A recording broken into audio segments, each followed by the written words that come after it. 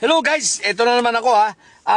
Sinabi nitong ni Congressman Ortega, no, na sa darating na impeachment ni Inday Sayad, malamang-lamang sa pabubuksan talaga nila ang mga bank accounts nito, ni Sayad. So, ibig sabihin, magkakabistuhan na talaga. Ito yung sinasabi ko noon pa, no, na dito pa lang sa, sa Kongreso, maluluto na to, half-cooked na ito, kaya pagdating sa, sa Senado, ilulutuin na lang nila ng lutong-luto.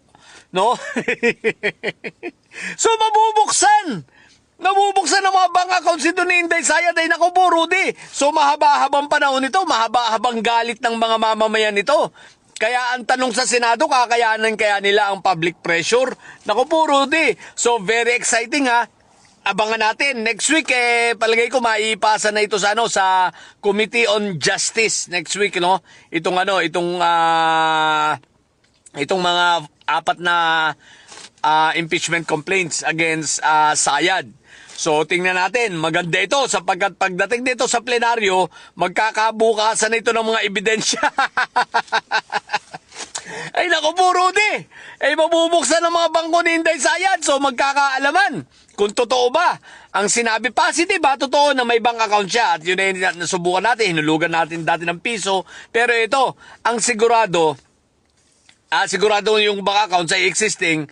Ang maganda nito, kung talagang makikita at mapapatunayan na totoo lahat ng sinasabi ni former Senator Trillanes, no? Si Sentry, na talagang bilyon ang pumasok sa account nito ni Inday Sayad at hindi niya ito kaya ipaliwanag. Lalo na at makikita ron, matitrace doon na nanggaling ang mga tseke sa isang drug lord na nagngangalang Sammy Uy.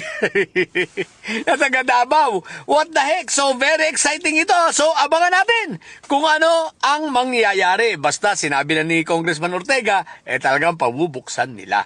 Okay?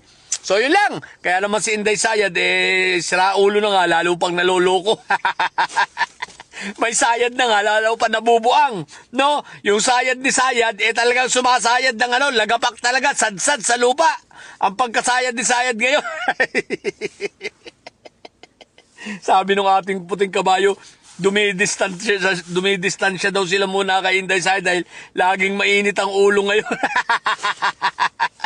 Sabi ko, sino ba naman ang hindi iinit ang ulo?